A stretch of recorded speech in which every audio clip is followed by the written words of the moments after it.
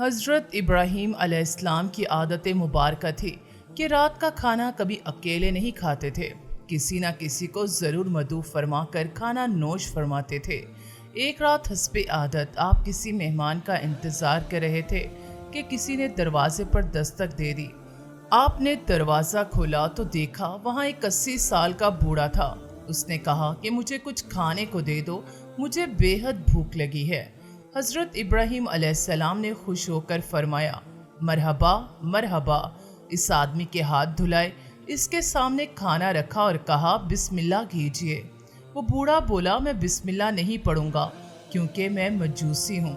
حضرت ابراہیم علیہ السلام نے غصے میں آ کر کہا، کھڑے ہو جاؤ، میں مجوسی کے ساتھ کھانا پسند نہیں کرتا۔ وہ بوڑھا چلا گیا۔ ادھر پلک جھپکتے ہی حضرت جبرائیل علیہ السلام آئے اور بولے، اللہ نے فرمایا ہے، اے ابراہیم علیہ السلام، منکر تو وہ میرا ہے، میں نے تو 80 سال میں کبھی بھی اس کا رزق نہیں روکا۔ 80 سال سے وہ میری نافرمانی کر رہا ہے، مجھے نہیں مانتا، مجھ پہ ایمان نہیں لاتا، لیکن اس کے باوجود 80 سالوں میں میں نے ایک دن بھی اس کو بھوکا نہیں سلایا۔ حضرت ابراہیم علیہ السلام یہ سنتے ہی اس مجوسی کے پیچھے دوڑے۔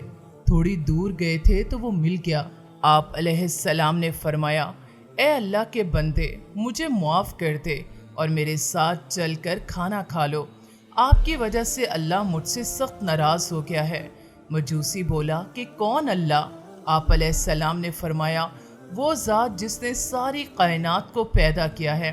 اللہ وہ ہے جس نے ہر شے کو تخلیق کیا اور خوبصورت شکل میں ڈالا۔ اللہ وہ ہے جو تمام مخلوقات کو رزق دیتا ہے، جس نے تجھے اور مجھے اب تک زندہ رکھا ہوا ہے۔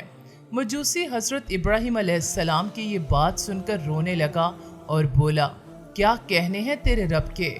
اے اللہ کے بندے، تیرے رب کا تو اخلاق بہت اعلیٰ اور عظیم ہے، میں اتنے پیار کرنے والے عظیم رب پر ایمان لاتا ہوں۔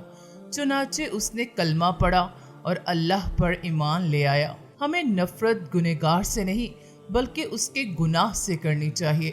جو کوئی بھی انسان کسی گناہ میں مبتلا ہو، ہمیں اس سے نفرت نہیں کرنی چاہیے بلکہ اس کے لیے ہدایت کی دعا کرنی چاہیے۔